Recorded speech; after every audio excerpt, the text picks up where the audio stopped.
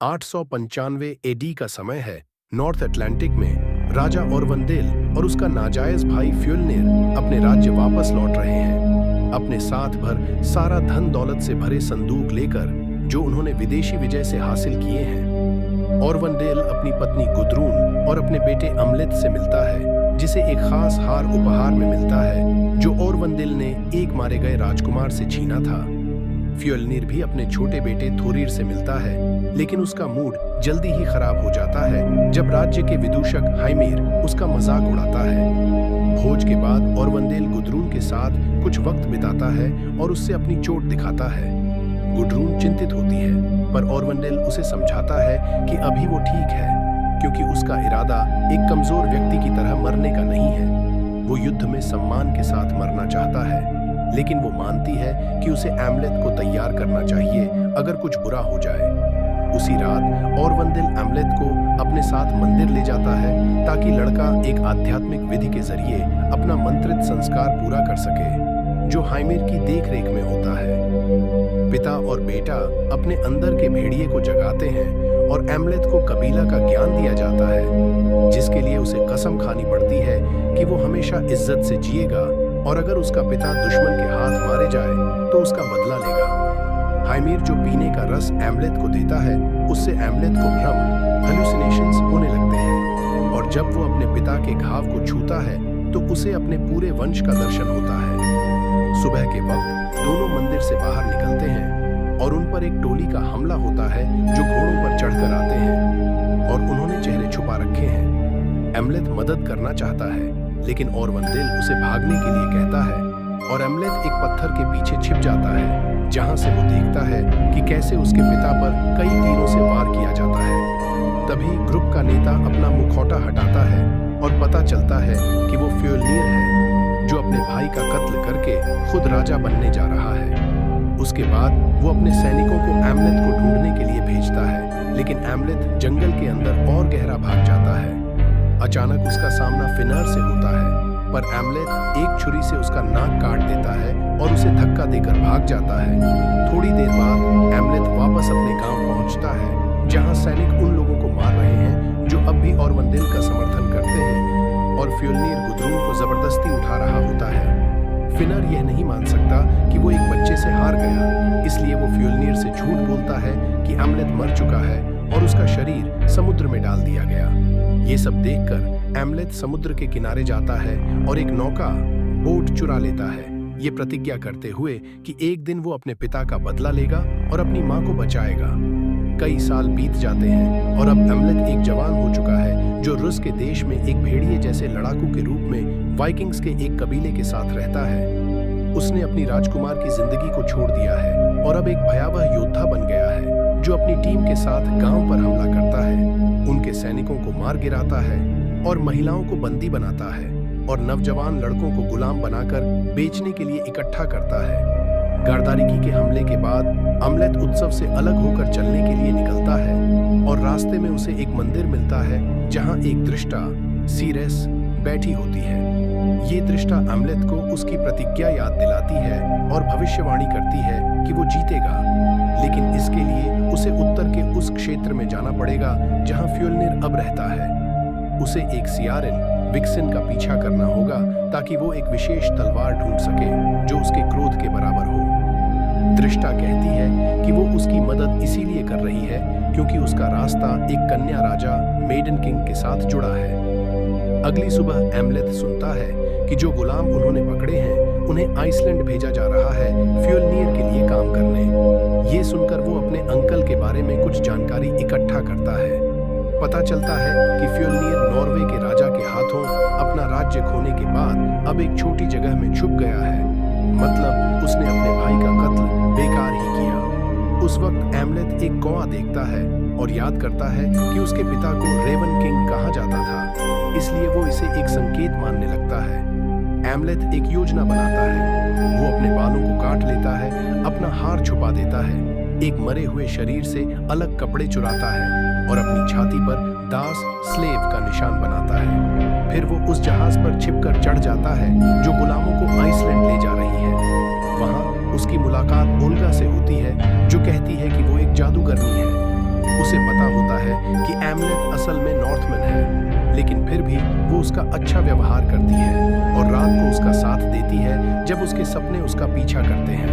भूत, भविष्य और खुद ओल्गा के भी दर्शन होते हैं। जहाज एक तूफान से गुजरकर भी सुरक्षित आइसलैंड पहुंच जाता है। किनारे पर उन्हें फिनर मिलता है जो सब गुलामों को जंजीरों में जोड़कर फजोलनिर के खेत पर ले जाता है, जहां वो अपने बड़े बेटे थोरिर और छोटे बेटे गुनर के साथ रहता है।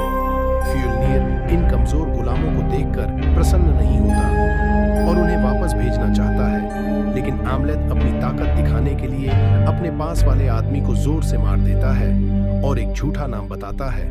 फ्योल्निर उसे रखने का फैसला करता है और साथ ही 2 और लोगों को खेत के काम के लिए चुनता है और कुछ मेडन्स को अपनी पत्नी के लिए। उसका विशेष ध्यान ओल्गा पर होता है। अपनी पहली रात को खेत पर एमलेथ एक छुरी चुराने की कोशिश करता है, लेकिन एक सियारिन को देखकर ध्यान भटक जाता है, जैसे दृष्टा ने पहले कहा था, जो इस बात का संकेत है कि वो सही राह पर है। अगले दिन एमलेथ एक गुलाम बनकर पूरी मेहनत से काम करता है, जो उसे फ्योल्निर के घर के अंदर जाने का मौका देता है और वहां वो एक चौंकाने वाली बात देखता है। गुदरून वहां है, जिंदा और बिल्कुल ठीक। उसने ही गुनर को जन्म दिया है और अब वो फ्योल्निर की नई पत्नी बन चुकी है। इसके बाद ओल्गा उसका हाल पूछने आती है और देखती है कि क्या उसने कोई जानकारी इकट्ठा की है। जब सैनिक उसे उसकी जगह से बाहर देख लेते हैं तो वो उसे ले जाने आते हैं। जाने से पहले ओल्गा एमलेथ से कहती है कि अगर वो कभी उसे खो दे तो उसे ढूंढने जरूर आए। रात को एमलेथ सियारिन का पीछा करता है और एक गुफा में एक जादूगर से मिलता है। ये जादूगर तुरंत एमलेथ को पहचान लेता है और उसे दिखाता है कि उसने हाइमिर का सिर संभाल के रखा है जब फ्योल्निर ने उसका कत्ल किया था। एक विशेष विधि के जरिए जादूगर हाइमिर की आत्मा को बुलाता है और उसका सिर एमलेथ के दिमाग में सीधा बात करने लगाता है, जो उसे ड्रॉगर नाम की एक लेजेंडरी तलवार के बारे में बताता है जो सिर्फ रात को ही निकलती है।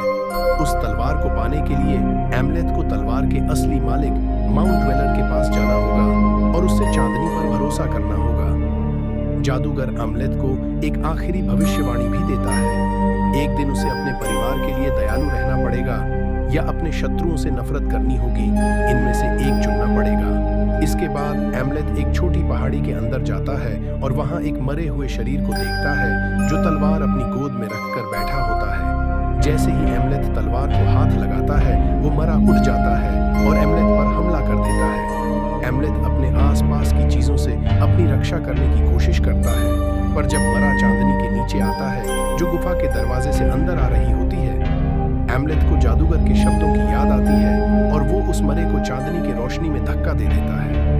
ड्वेलर का शरीर जम जाता है, जिससे एमलेथ को उसका खात्मा करने का मौका मिलता है। लेकिन जैसे ही वो मुड़कर देखता है उसे पता चलता है कि वो वापस उसी जगह पर खड़ा है जहां से उसने शुरू किया था, बैठे हुए आदमी के सामने। इस बार जब वो तलवार लेने की कोशिश करता है तो उसे बिना किसी समस्या के तलवार मिल जाती है। एमलेथ वापस फार्म पर लौटता है और फ्योल्निर के कुत्ते के सामने आ जाता है, जो उसे देखकर भौंकने लगता है। उसे चुप कराने के लिए एमलेथ कुत्ते की तरह गुर्राता है, जिससे फ्योल्निर समझता है कि ये सिर्फ एक ऐसी ही आवाज थी और उसका ध्यान एमलेथ पर नहीं जाता। फिर फ्योल्निर ओल्गा के पास जाने का फैसला करता है ताकि उसके साथ रात बिता सके, लेकिन ओल्गा उसे दिखाती है कि उसका मासिक धर्म चल रहा है, मतलब वो इस वक्त उपलब्ध नहीं है। वो फ्योल्निर पर हमला करने की कोशिश भी करती है, लेकिन वो उसे आराम से धक्का देकर दूर कर देता है और मुख्य नौकरानी को कहता है कि ओल्गा को तमीज सिखाए। एमलेथ ये सब अपनी छिपने की जगह से देखता है और सोचता है कि ये हमला करने का बिल्कुल सही वक्त है, लेकिन सूरज उगने लगता है और वो तलवार को खोल नहीं पाता, इसलिए वो तलवार को छिपा देता है, सही वक्त का इंतजार करते हुए। अगले दिन एमलेथ ओल्गा को तलवार के बारे में बताता है और वो मदद करने के लिए तैयार हो जाती है, क्योंकि उसे भी अपनी आजादी चाहिए। उसका रसोई तक पहुंच है, पर एमलेथ यह स्पष्ट कर देता है कि वो अपनी मां को भी बचाना चाहता है। गुदरून सिर्फ एक और शिकार है जो अपनी और अपने बेटे गुनर की सुरक्षा के लिए फ्योल्निर की बात मानती है। बाद में फ्योल्निर अपने परिवार और कुछ गुलामों के साथ सरदार और उसके लोगों के साथ नाटली कार खेलने के लिए जाता है। ये एक खेल है जिसमें 2 टीमें 5 योद्धा एक बॉल के लिए लड़ते हैं और मारना भी अलाउड है। एमलेथ फ्योल्निर की टीम के लिए चुना जाता है। और उसे इस खतरनाक खेल का सामना करना पड़ता है जहां धीरे धीरे हर खिलाड़ी मर जाता है। अंत में सिर्फ एमलेथ और एक बहुत बड़ा प्रतिद्वंदी बचा रहता है। फ्योल्निर की टीम हार रही होती है, जिससे गुनर गुस्से में आ जाता है और वो बॉल को चुराकर स्कोर करने की कोशिश करता है, लेकिन विपक्षी टीम का एक खिलाड़ी उस पर हमला कर देता है। गुनर बेहोश हो जाता है, लेकिन उसके मरने से पहले एमलेथ उसकी रक्षा में आगे आता है और अपने प्रतिद्वंदी को मार देता है। बाद में जब उत्सव चालू होता है, थोरिर एमलेथ के पास आता है उसकी वफादारी और वीरता की तारीफ करने। उसके इनाम के रूप में एमलेथ को फार्म पर कुछ विशेष अधिकार मिल जाते हैं। उसका काम का बोझ कम हो जाता है, वो दूसरे गुलामों को आदेश दे सकता है और अपने लिए एक औरत चुनने की छूट मिलती है। थोरिर उसे कहता है कि अब वो ओल्गा को भी चुन सकता है, क्योंकि फ्योल्निर ने उसके व्यवहार से तंग आकर उसे छोड़ दिया है। एमलेथ बिना सोच विचार के ओल्गा के पास जाता है और उसे घने जंगल के अंदर ले जाता है ताकि दोनों अकेले समय बिता सकें। जब वो अपना समय एक साथ बिता चुके होते हैं, ओल्गा अपने जादू से मदर सॉइल से बचाव की प्रार्थना करती है। साथ ही उन्हें कुछ विशेष मशरूम मिलते हैं जो उनके बदले की योजना में मददगार होंगे, जो फार्म वापस लौटने के बाद शुरू होगी। अगला दिन आम दिनों की तरह काम करते हुए बीत जाता है, लेकिन रात के समय एमलेथ गनर के 2 साथियों पर हमला करता है और उन्हें मार देता है। उनके शरीर के टुकड़े से वो एक सेंच्योर जैसे रूप में उन्हें जोड़कर छोड़ देता है ताकि अगले दिन नेता लोग उसे देखें। गुनर इस दृश्य को देखकर गुस्से से पागल हो जाता है और शपथ लेता है कि इस कांड के लिए उस क्रिश्चियन से बदला लेगा, ये सोचकर कि उन्होंने ही ये सब किया है। लेकिन फ्योल्निर इस बात पर शक करता है। फार्म की प्रीस्टेस शरीरों का जायजा लेती है और सबको बताती है कि इन घावों के निशान इस दुनिया के नहीं हैं। जिसने ये किया है वो भूखा है और फिर से हमला करेगा। उस रात जब प्रीस्टेस एक लड़की को देवताओं की रक्षा के लिए बलि चढ़ाने के लिए तैयार कर रही होती है, एमलेथ सब जानवरों को भड़काता है जो उस जगह के आसपास हैं, ताकि वो भौंकने और चीखने चिल्लाने लगे। इससे फ्योल्निर का कुत्ता पागल हो जाता है और अपने मालिक पर हमला कर देता है, जिसे फ्योल्निर को अपनी सुरक्षा के लिए मारना पड़ता है। जब सबका ध्यान जानवरों के ऊपर होता है, एमलेथ मंदिर के अंदर घुस जाता है, उस लड़की को आजाद करता है और प्रीस्टेस को बांधने के बाद पुजारी का कत्ल करके उसे वेदी पर लटका देता है। अगले दिन जब एमलेथ चुपके से मशरूम स्ट्यू में डाल देता है, तो पुरुष गुलामों को एक नई जिम्मेदारी दी जाती है। उन्हें फार्म की सुरक्षा करनी है किसी भी आने वाले हमले से। शाम को फ्योल्निर के आदमी हॉल्यूसिनेशन में उलझ जाते हैं, जो उन्हें एक दूसरे पर या खुद पर हमला करने पर मजबूर कर देता है। इसके बाद एमलेथ ओल्गा के साथ मिलने के लिए सुबह होने पर एक निश्चित जगह पर मिलने की बात करता है और रात को चुपके से मुख्य घर में घुस जाता है। वहां वो अपनी मां के सामने अपनी असली पहचान का खुलासा करता है। गुड्रून खुश होती है उसे जिंदा देखकर, लेकिन उसके पास एमलेथ के लिए एक हैरान करने वाली खबर होती है। उसे किसी के बचाने की जरूरत नहीं है। और वनडेल ने एमलेथ से झूठ बोला था जब उसने अपनी पत्नी से प्यार की कहानी बताई थी। गुड्रून असल में एक दासी थी जिसे राजा ने जबरदस्ती अपने पास रखा था। उसने कभी उसका प्यार नहीं किया, बल्कि उसके मरने का गम भी नहीं मनाया। असल में उसने ही फ्योल्निर से राजा को मारने की विनती की थी। उस दिन जब विश्वासघात हुआ, वो चिल्लाई नहीं थी, वो खुशी से हंस रही थी, क्योंकि वो उस व्यक्ति के साथ थी जिसे वो सच में चाहती थी। एमलेथ के मन में अपनी मां को भी मारने का ख्याल आने लगता है, लेकिन गुड्रून उसे याद दिलाती है कि उसका दिल अपनी मां और भाई के लिए प्यार से भरा है। अगर वो फ्योल्निर और थोरिर को मार दे तो गुड्रून एमलेथ को अपना नया राजा मानने के लिए तैयार है और दोनों मिलकर शासन कर सकते हैं। वो अपने ही बेटे को चूमकर आगे बढ़ती है, लेकिन एमलेथ इस पर नहीं गिरता और उसे पीछे छोड़कर थोरिर को ढूंढने निकल पड़ता है, जिसे वो उसके बिस्तर पर मार देता है। फिर वो ओल्गा से मिलता है और बताता है कि वो पहाड़ों में छुपने वाला है, क्योंकि गुड्रून उसकी पहचान जान गई है और वो अब और एक दासी की तरह नहीं रह सकता। इसलिए वो अपनी योजना को अगले दिन पूरा करेगा। सुबह फ्योल्निर गम से भरा होता है जब वो थोरिर का शरीर बिना दिल के पाता है और गुड्रून उसे बताती है कि ये एमलेथ ने किया। फ्योल्निर फैसला करता है कि वो गुलामों को मारने लगेगा ताकि वो ये जान सके कि उनके पास क्या जानकारी है। लेकिन जब वो ओल्गा को मारने ही वाला होता है, तब एमलेथ अपना परिचय देता है ताकि उसे रोका जा सके। उसने अपना राजा का हार फिर से पहना होता है और अपना असली नाम लेकर वो दिखाता है कि उसके पास थोरिर का दिल है। फ्योल्निर अपने आदमियों को अम्लेथ के पीछे भेजता है और अम्लेथ उनसे लड़ता है ताकि ओल्गा को भागने का समय मिले। फिर वो उन्हें पकड़ने की अनुमति देता है। फ्योल्निर अपने आप को जीतने वाला समझता है और थोरिर का दिल वापस ले लेता है, लेकिन अम्लेथ उसे बताता है कि ये असल में कुत्ते का है। गुस्से में फ्योल्निर अम्लेथ को गोद खाने में लटकाता है और उसे मारकर थोरिर के दिल का स्थान बताने के लिए मजबूर करता है, लेकिन अम्लेथ बताने से इनकार कर देता है। फ्योल्निर को थोरिर के अंतिम संस्कार के लिए जाना पड़ता है, पर वो वादा करता है कि बाद में आकर बातें खत्म करेगा। और निकलते वक्त उनमें से एक आदमी अम्लेथ की तलवार को जमीन पर गिरा देता है, सोचकर कि वो बेकार है क्योंकि वो खुल नहीं रही है। जैसे ही सब चले जाते हैं, एक कबूतर का समूह एक हुडेड व्यक्ति के साथ आता है और वो अम्लेथ को आजाद कर देते हैं। फार्म के लोग थोरियर को एक सही सम्मान की अंतिम संस्कार देते हैं और गुनर को राजगद्दी का अकेला वारिस घोषित किया जाता है। बाद में जब वो बर्न में अम्लेथ को मारने जाते हैं, तब तक वो वहां से चला जाता है। इस बीच अम्लेथ खुद को एक घोड़े पर पाता है जो एक वेल्किरी द्वारा चलाया जा रहा है, जो उसे वल्हाला ले जा रही है। लेकिन अचानक वो उठ जाता है और समझता है कि उसे ओल्गा ने बचा लिया। ये सोचकर कि उसका वापस आना एक भाग्य का निशान है, अम्लेथ भाग जाने का फैसला करता है। उसके किन्समैन ऑकनी में है, इसलिए वो वहां जाना चाहता है। एक दिन घोड़े की सवारी करने के बाद ये जोड़ी एक नाव पाती है और चढ़ने की अनुमति मिल जाती है। अम्लेथ देखता है कि ओल्गा के गले पर एक निशान है जो फ्योल्निर ने अपने चाकू से छोड़ा था, और वो उस पर सुकून के लिए चुम्मी ले लेता है। इससे उसे परिवार के वृक्ष का दिखाई देने का विचार मिलता है। इससे अम्लेथ को पता चलता है कि ओल्गा ट्विन से गर्भवती है और इनमें से एक सीरियस के भविष्यवाणी से मेडन किंग बनेगा। ये खुशी की बात होनी चाहिए, लेकिन अम्लेथ को डर है कि जब तक फ्योल्निर जिंदा है, उसके बच्चे कभी सुरक्षित नहीं होंगे। उसे याद आता है कि उसने सुना था कि उसे अपने किन्समैन के लिए दयालु या दुश्मनों के लिए नफरत में से एक चुनना होगा। अम्लेथ दोनों चुनने का फैसला करता है।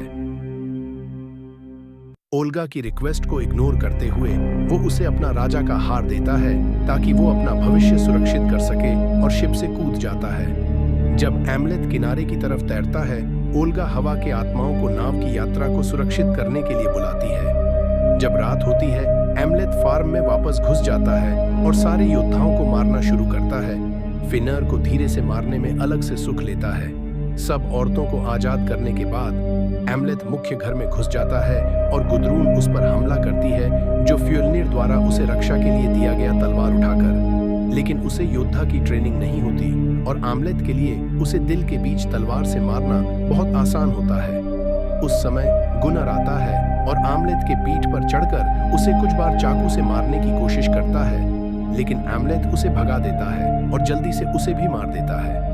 अगला फ्योल्निर आता है और अपनी परिवार के शरीर को उठाता है। वो अम्लेथ से मांगता है कि वो उसे हेल के दरवाजे पर मिलने चले, मतलब हेक्ला वोल्केनो के गड्ढे पर अंतिम सही युद्ध के लिए। घाव से बहते खून के साथ अम्लेथ देख रहा है कि गुलाम फार्म को आग लगा रहे हैं। पहले वोल्केनो की तरफ जाने से पहले गड्ढे के चढ़ने पर अम्लेथ गुद्रून और गुनर के शरीर को पाता है, इसलिए वो उन्हें अपना आशीर्वाद देता है और फिर अंत में फ्योल्निर से मिलता है। दोनों पुरुष अद्भुत योद्धा हैं और पहले युद्ध काफी संतुलित होता है, लेकिन अम्लेथ पहले से ही घायल है, इसलिए ये ज्यादा देर तक नहीं चलता कि फ्योल्निर उसे प्रभावित कर दे। फिर भी अम्लेथ अपने गुस्से में ताकत पाता है और फिर से उठता है, और कुछ और झड़ें लेने के बाद दोनों पुरुष एक दूसरे को एक ही वक्त में मार देते हैं। जब वो बेहोश हो जाता है, अम्लेथ को अपने ट्विन्स के साथ ओल्गा का दृश्य नजर आता है। इससे पहले एक वेल्किरी आकर उसकी आत्मा को वल्हाला के दरवाजों से ले जाने आता है।